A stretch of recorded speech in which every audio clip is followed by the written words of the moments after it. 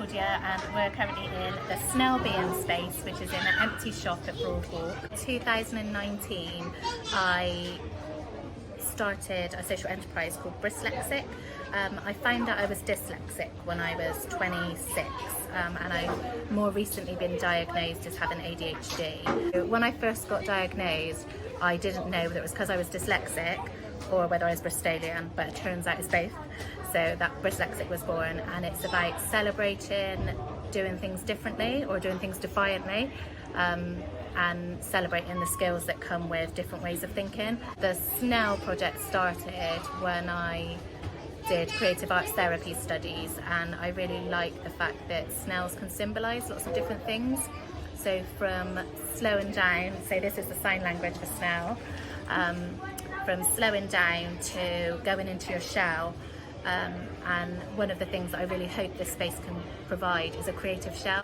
As we get older, we forget about the process and we want things to be so perfect, when actually we've just drawn a snail on a little piece of paper in an old newsagents. And for me, that seeing what people have drawn is just, a big part of it, and how everyone could take something that everyone knows about a snail and get something completely different from it.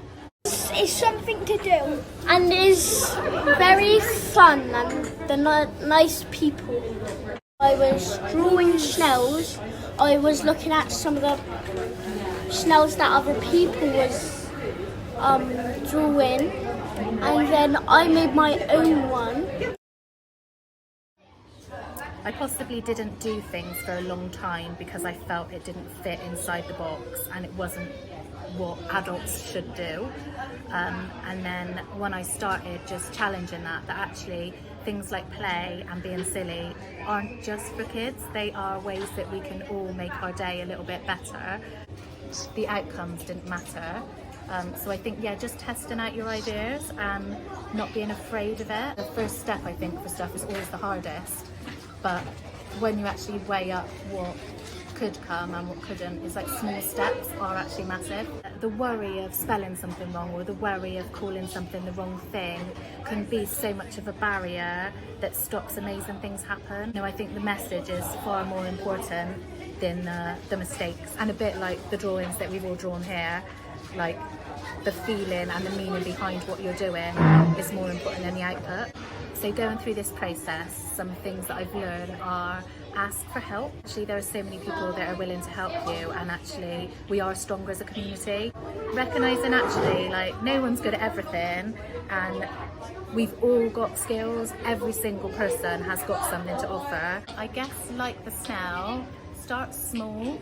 I think some of the power is being honest and like taking ownership of something, knowing about yourself and knowing how you respond to things, whether you're neurodiverse or neurotypical, and being honest about that. The support networks are amazing. Like, I wouldn't have been able to do any of this if there was like a real network of things that happened and it was small. Like, I remember meeting up with Julia, community development worker, at the park for a coffee to talk about Knowle West beaches, which was the first project that got me involved with community work. Then I went along to a project night, and sometimes things don't have to happen quickly. Like, a lot of the things that I've done have been seeds that I've been thinking about for years. And if I hadn't have gone along to the project night and met Michaela and Martha from the media centre and Phil with Fantastic, like, all of those little things are connected. So part of it's saying yes to things and putting yourself out there. And what is the worst that can happen? Like, no, like, it was no anyway, and it's still no. Whereas if it's yes, well, now it's yes. Tap into the help that's out there, and like, loads of people are just willing to have a conversation, and sometimes it is just a conversation that can open something, and that one door can open 10.